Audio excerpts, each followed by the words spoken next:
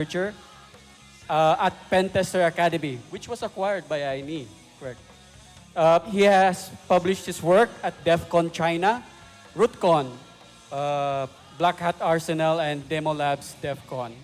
He has also been a co-trainer in classroom trainings conducted at Black Hat Asia, HITB, Hack in the Box, RootCon, and OWASP NZ Day. So he did the training for us yesterday. That's right. Okay, with him, sorry about that, is Sanjeev. Which one is Sanjeev? All right. Sanjeev Mahunta is a cloud software engineer at INE with a strong background in web, mobile application design, and has a high proficiency in Amazon Web Services. He holds a bachelor's degree in computer science from Amity University at Rajasthan. Did I pronounce it correctly? And he has about two plus years experience building front-end applications for the web and implementing ERP solutions. You have interned at Defense Research and Development Organization. Is that the Defense of Israel? India? Wow, that's good. He has acquired neat skills in application development. His areas of interest include web application security, serverless application deployment, and system design and the cloud. And last but not the least is Shantanu Kale. All right. Shantanu is a cloud developer at INE with strong roots in cloud, Linux, and web application security. He has published his work at Black Hat Asia and have led teams for various national-level hackathons, including Smart India Hackathon, conducted by GOAL. What's GOAL? Government of India, I'm sorry. It's GOI. His areas of interest include advanced penetration, advanced pen testing, cloud security, malware analysis, cryptography, web application, and Active Directory security. Ladies and gentlemen, the guys from INE.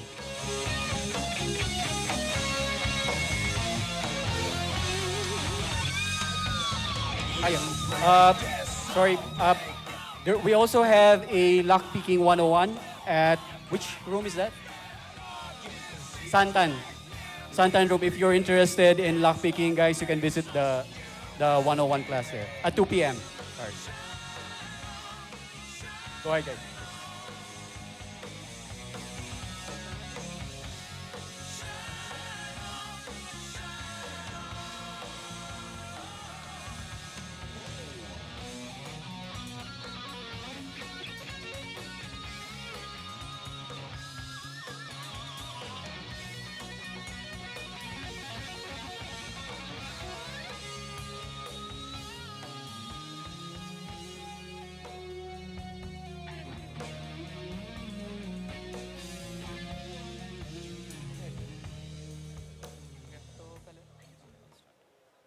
Good afternoon, everyone.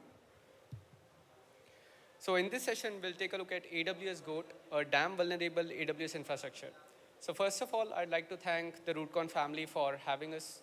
And it's been great to be here after like 3 years. So first of all, thanks for introducing all of us. So I'll skip ahead. And so these are the conferences where either my work has been published or I have been part of trainings. About INE, INE is a premium provider of IT trainings. We have world-class instructor preparing the course material, and the courses are accompanied with hands-on lab to provide the best experience possible to the students. Now, before we take a look at AWS Goat, I will talk briefly about the motivation for why we decided to go ahead with the project. So basically, it started off with the training needs. So Pentest Academy conducted quite a lot of boot camps on AWS cloud security. And we used to cover everything from the fundamentals of AWS to basic to advanced techniques across various services such as S3, API Gateway, Lambda, DynamoDB. Now, when it comes to learning, and this is true for all fields, the objective is very clear what we have to do, right? But when we go to the real world, when we are doing actual thing, the learning might not immediately click, right? We need to go ahead and have the understanding of how to use multiple learning to consume the knowledge that we have learned, to put it all together to do the activity. So the same thing happened with our boot camps, and we realized that the training program needs a final hurdle before the students can go out to the real world environment. This final hurdle was what was lacking in the industry, and this was the real world AWS pen testing environment.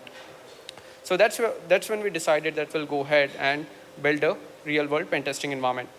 Another reason was OWASP had recently released OWASP Top 10 2021, and there were no projects out there who were focusing on OWASP Top 2021 in cloud environment. So multiple reasons paved the path for AWS Goat. We have an awesome security community, and we believe with their experience, feedback, ideas, we can take the project to the next level and enrich the experience of security professionals, developers, and pen testers alike. And this is where AWS Goat comes in. AWS Goat is our attempt to mimic real-world infrastructure, but with added vulnerabilities. If we'll consider an organization can have multiple applications, and the application could be used for APIs, web services, normal web application. And these could be deployed on serverless infrastructure, EC2, VMs, whatnot. With AWS Goat, we want to mimic the same. There will be multiple application stack. Each application stack will act as an exploitation path in itself.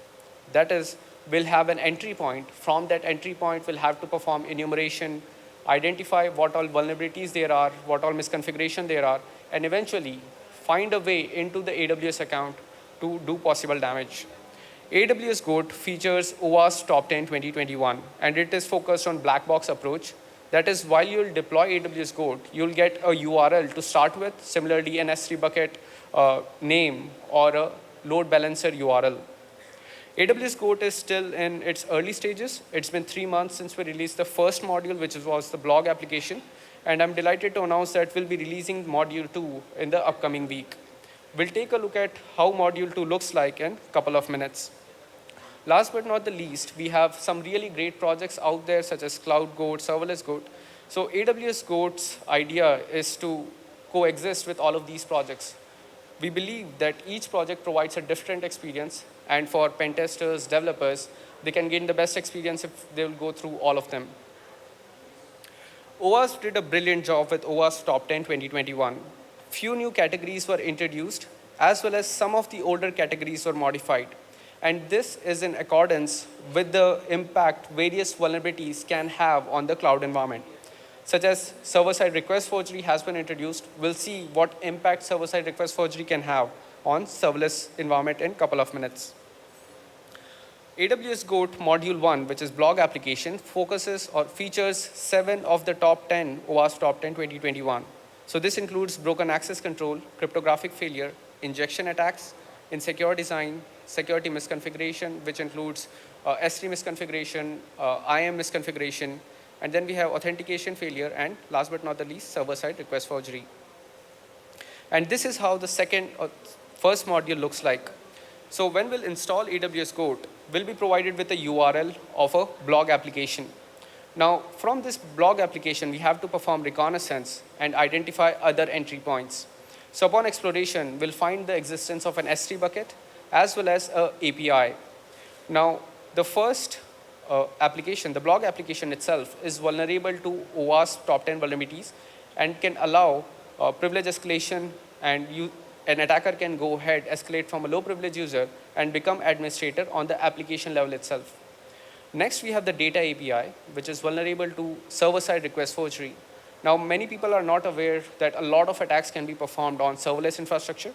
And with SSRF attack, it is possible to dump out the most important aspect of the serverless environment, which is the temporary access credentials. So SSRF can be leveraged to dump out the temporary access credentials, which can further be leveraged to interact with DynamoDB tables, S3 buckets, whichever resources the Lambda was originally intended to interact with. We can also interact with runtime API, which is again an internal API used by the Lambda environment. And apart from this, the interesting part here is the S3 bucket. Due to the existence of the first S3 bucket, we are able to guess the existence of a development S3 bucket. Now, the first bucket, which is the production bucket, is secure in nature. However, the development bucket has some misconfiguration in it. Now, this development bucket leads to or reveals some sensitive files, scripts, keys, which allows access to an instance. This instance is used to deploy the application and manage the environment. Now this instance has a role that is overly permissive in nature, which ultimately leads to administrator access to the attacker. So this was module 1, and module 1 was entirely based on serverless infrastructure. And we observed that the community responded really well to module 1, and we had awesome engagement in the past 3 months of the release. With module 2, we are focusing on ECS on EC2 infrastructure. So here, while we'll deploy module 2, we'll get a URL of a load balancer, which leads to the traffic to the ECS container that is running on the EC2 instance. This is a PHP-based application, and this is an HR application where you can go ahead, manage the pay slips, the leaves, complaints, etc. So this application is vulnerable to SQL injection attack. This SQL injection attack can be leveraged to gain different level of access onto the application. Now, there is file upload vulnerability. The file upload vulnerability is restricted on one of the users. However, it is unrestricted on 2 users. From this file upload vulnerability, we can go ahead, get a shell onto the containerized environment. As soon as we get a shell on the containerized environment, we have the role credentials accessible to us. Using these role credentials, we can go ahead, interact with the database, which is again the RDS service in this case. Now from the file upload vulnerability, we can also get interactive shell. So from here, now the container, please note we are still in the containerized environment. So in this container, we have additional privileges provided to the Docker container. Using these privileges, we can go ahead, break out of the container onto the underlying EC2 instance. Now we have successfully broken out to the EC2 instance, and this EC2 instance is again configured with a role, but this role is bounded by permission boundary or restricted by permission boundary. Permission boundary is an advanced security feature of AWS. The role is still misconfigured, and it can be leveraged to undo the permission boundary to ultimately become administrator on the AWS account. So this was again the overview of HR application, which is module 2 of AWS Goat.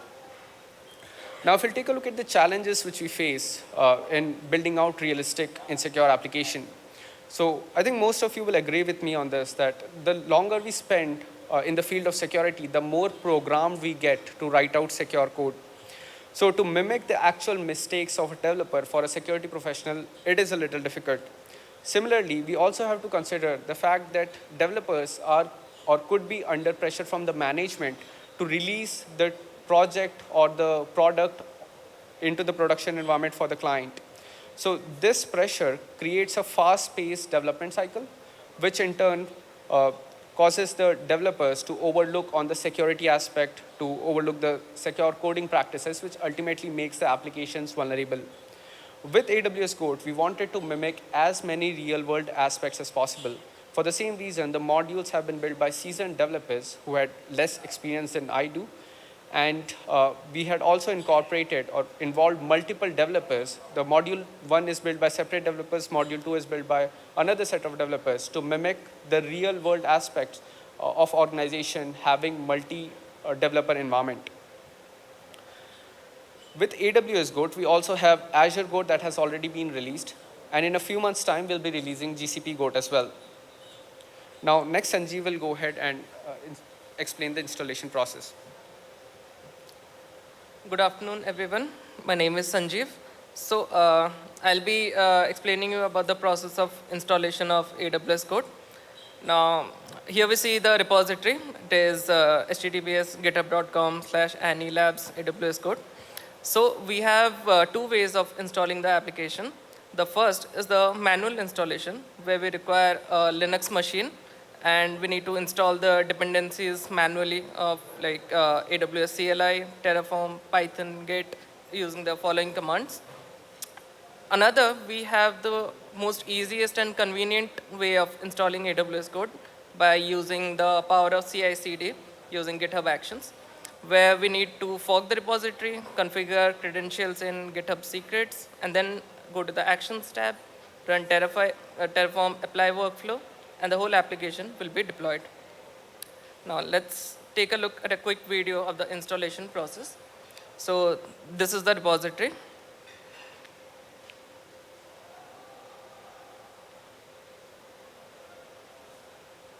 let's go in to the settings. So first of all, we'll need to fork the repository onto our own GitHub account. And then we can copy all the GitHub's action secrets key and put it in GitHub Actions.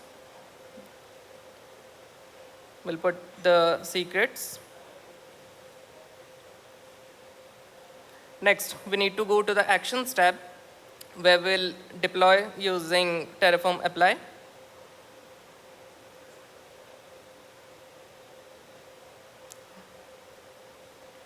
So this is the process. So you can see that the Terraform has successfully deployed. And here we can see we have an application URL section where we can get the URL of the application that it is deployed. We'll copy that link and we'll paste this into the browser.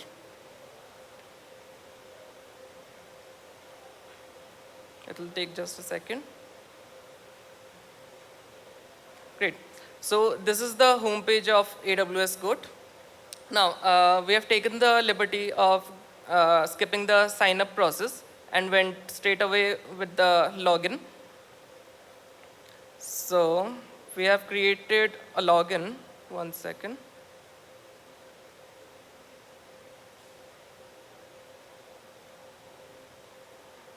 Here. So let's take another video. We have already logged in.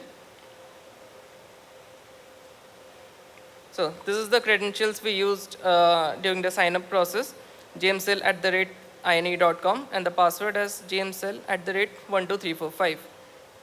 Let's log in and see what the dashboard looks like. So this is the dashboard. We have user, new post, post section, and profile section. Let's go to the user section.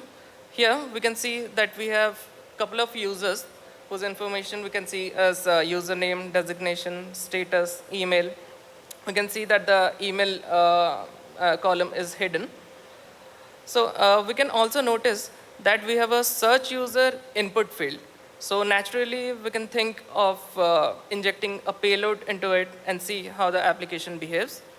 So for that, we need to intercept the request that the application is trying to send. So we'll open bWAPP suite. We'll turn on the interceptor on, and then let's intercept the request. So here we can see that the application is sending two parameters with the value and auth level. Now, we'll inject the payload into the value as well as the auth level and see what the response is from the backend. Let's put in the SQL injection payload.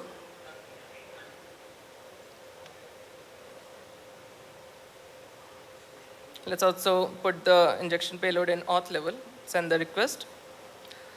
So here we can see that we got a lot of information about other users. If we zoom into one user, we can see that we have additional properties here like secret question, secret answer, the auth level, phone, user status, which were not previously available in the users section. So we can see that the SQL injection payload indeed worked. So the application is vulnerable. Next, let's skip this part. And next, let's go to the profile section. When we go to the profile section, we can see that we have a change password section where we have two input fields as new password and confirm new password. So naturally, again, we'll try to inject some payload into it and see how the application behaves.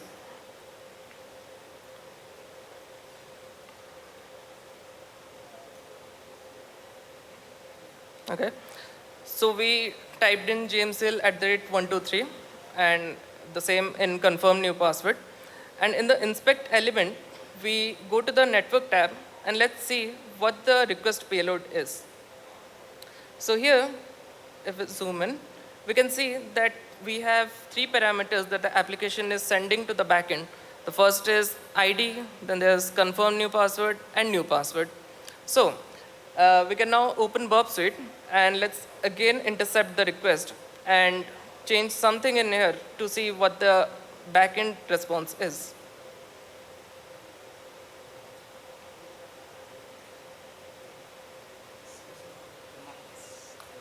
Hi. voice is good. Yeah. Is it good? Yeah. Okay, Try it, cool. try it. Hello? Okay, great. So let's go to bWAPP suite. So here we can see that the application is sending the ID as 8, which means the user that we are currently logged in has the ID as 8. And we are sending the new password as JMSL, confirm new password as JMSL. So what we can change here is, let's change the ID to 0 and see what the backend response is. Let's change to 0, JMSL. Send it to repeater. Let's hit send. So we can see that we are getting an internal server error message from the backend, which means that our request broke the application in the backend, which means that the backend was not able to handle our request correctly. So let's try again and change the ID to something other than 0 and see what happens. We make the ID 100 and send again.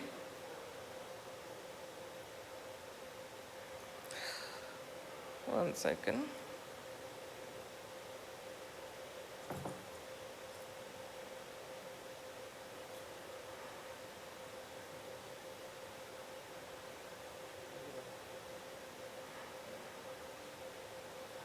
Okay, the ID 100 is also getting an internal server error. Let's change it to 1 and see what happens. Here, so we can see when we change the ID to 1, we are getting a password change successfully response back from the server, which means that we indeed changed somebody's password, but we don't know whose as of yet. But what we do know is the ID is 1. So now we previously saw that we were able to get information of all the users from the users section by injecting a SQL injection payload. Now let's try to find out whose email ID is associated with this ID 1. Let's go to the users section and we repeat the same process of SQL injection. We turn on repeater. We inject the payload in value and auth level as well to get all the users' data. We hit send. We get the response back. Now, let's try to find out whose ID is associated with 1.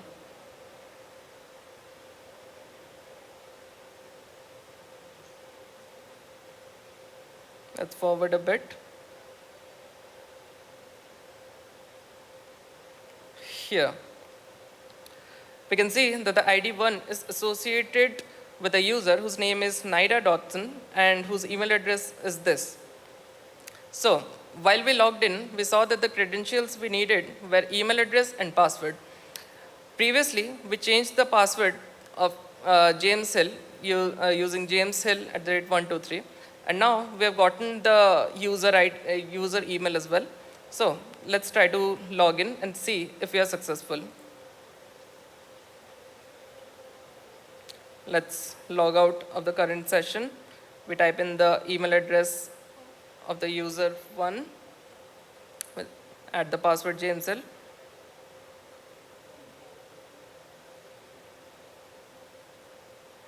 We can see that we indeed were successfully able to log in.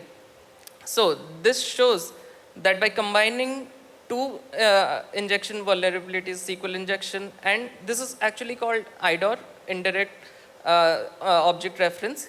So by chaining two of these vulnerabilities, we are able to gain access to a user that is different than our current user. Let's go to the user section and see what happens. So here we can see that we are getting some additional buttons which were not previously present. So we can naturally know that this user whose account we currently logged in, this has some greater privileges than the previous user. here we can see that there are designation field with author, editor. Let's go to the next section. We can see there is also an admin whose name is Nida Dotson, whose account we are currently in. So we can see that there is a reassign as author button as well, where we can reassign any user and give them access to like reassign them to other user privileges. So we can see here that by logging in from the user level and going into the admin section, we can give any user any permission level by using those two vulnerabilities. So this shows that this application is indeed vulnerable, and it shows what IDOR and SQL injection can do to your application. Okay, I want to forward 1 second. So now Shantanu will take over.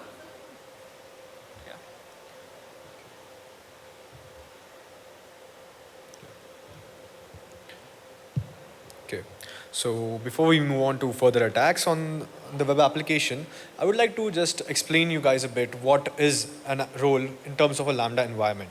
So all the services in AWS are isolated by default.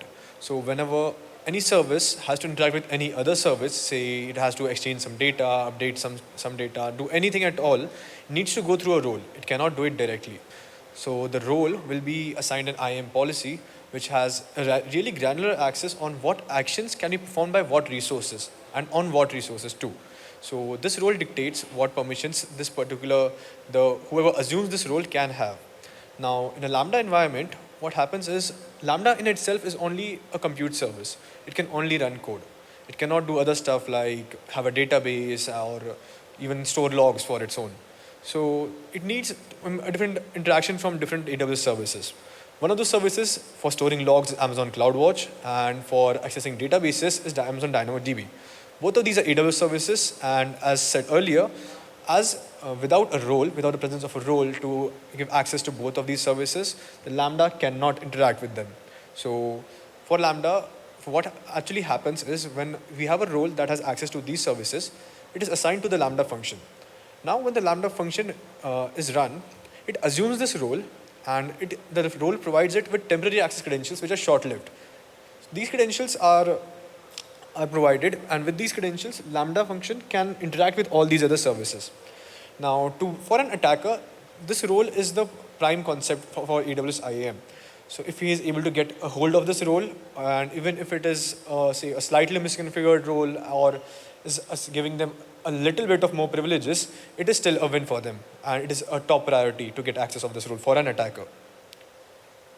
Now, we'll see how we'll be able to introduce the concept of role into server-side request forgery. So we'll skip to the part where we show how the server-side request forgery is exploited. You can all go to the GitHub, there are videos, there are solutions, you can view it from there. But I'll just share with you what server-side request forgery can do to a serverless environment such as AWS Lambda. So first of all, if we have SSRF possible, we can interact with the Lambda's runtime API. This Lambda's runtime API has the current events object. This event object may contain sensitive information. Also the stage variables from the API gateway. And also this runtime API is what is used to manage the container's lifecycle in which Lambda runs. So this in itself is a very critical component for Lambda. Secondly, an attacker would be able to read the source code for this application. So if you're able to read the source code, the attacker may be able to find what all vulnerabilities may exist other than what he was able to scratch on the surface and break into the application even easily. So the third point is reading the environment variables. So first of all, getting access to the environment variables which already have credentials such as credentials for databases, RDS, SQL databases, all of these are in itself sensitive information. But how can it escalate privileges from there? So as we had discussed in the earlier slide, the role provides temporary access credentials to the Lambda functions. And these temporary access credentials are present in the environment variables for the Lambda functions. So if you're able to get to the environment variables of the Lambda function, you will be able to get the credentials for this assumed role. These credentials can then be used by the attacker to assume that role that is assigned to the Lambda and then escalate privileges according to the role assigned.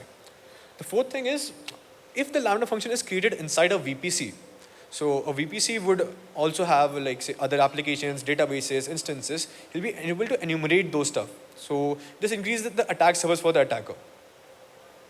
So we'll just see how some examples of what server-side request surgery can give us.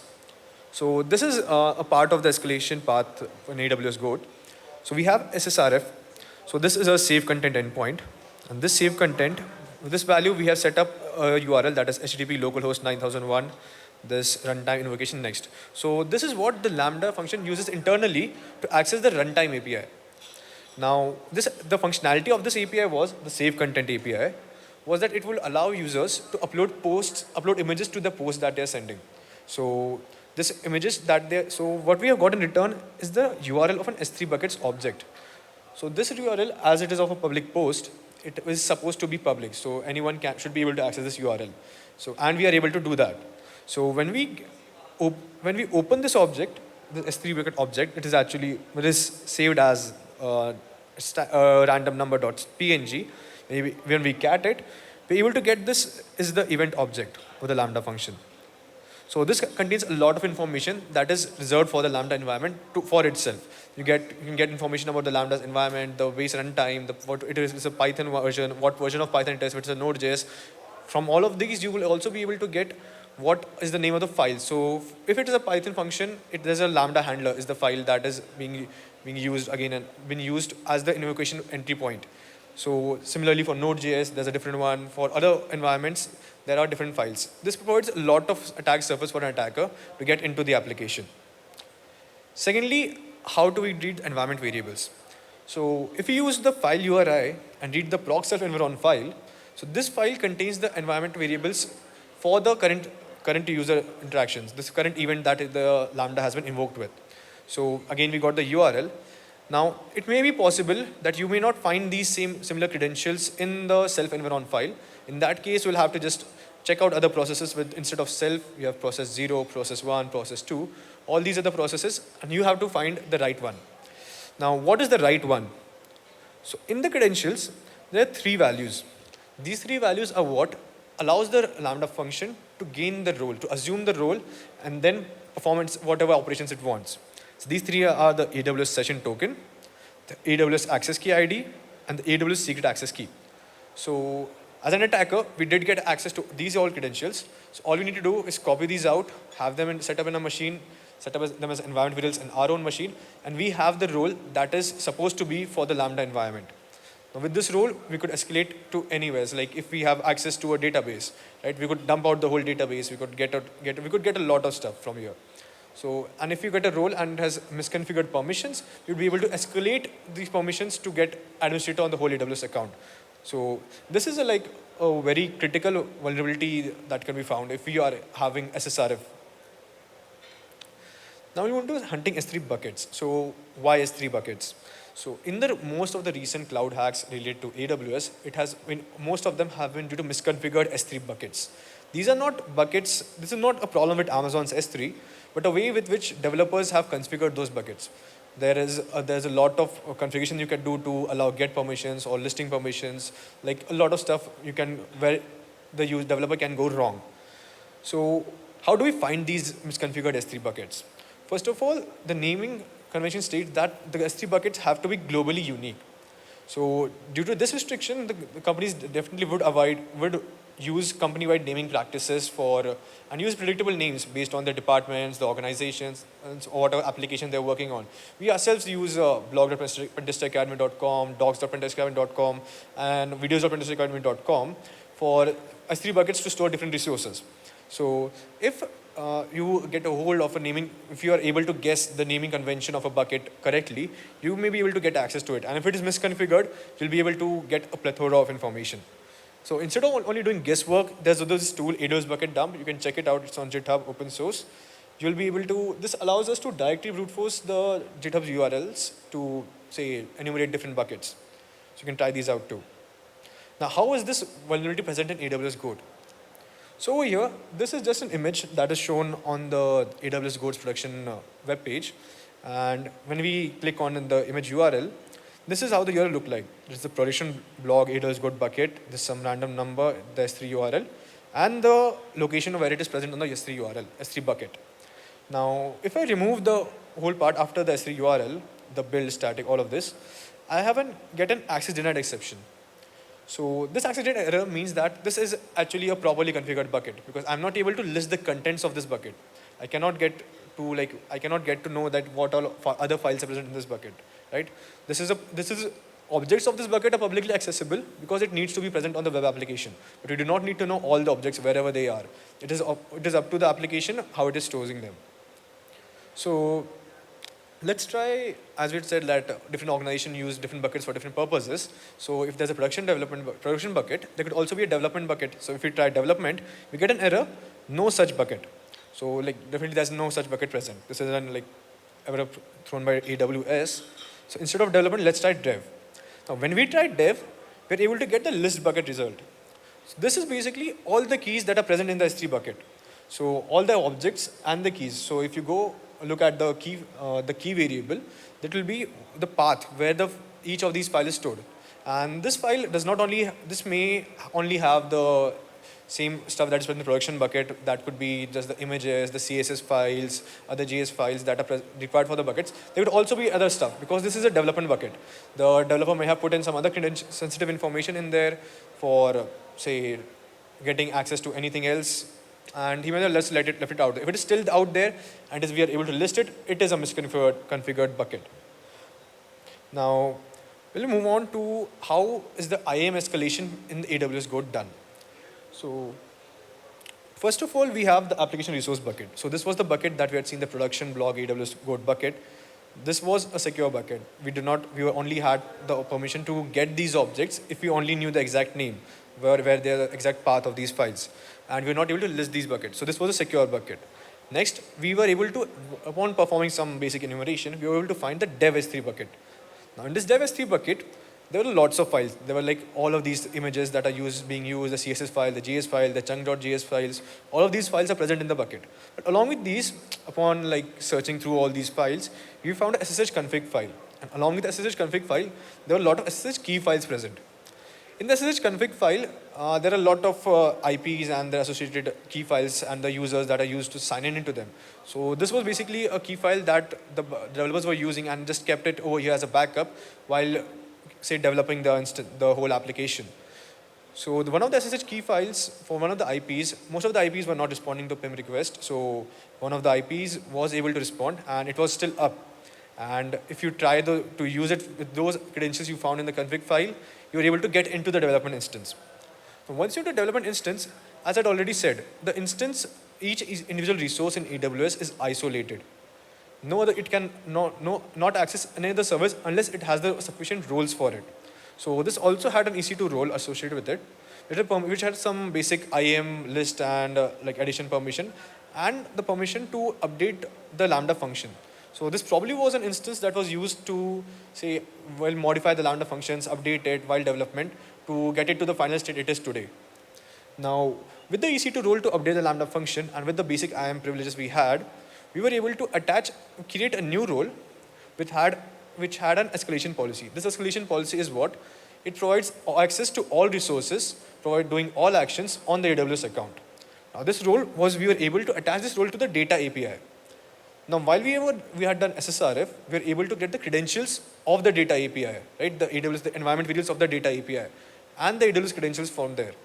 So, if we had already been able to done SSRF, at this point we have the credentials for an administrator level user, and with these temporary access credentials, the attacker has escalated completely to the owner of the AWS account. So, this is how the IAM exploitation of the AWS Goat V1 worked. Now, Jeswin will be demonstrating about the future plans for AWS Goats.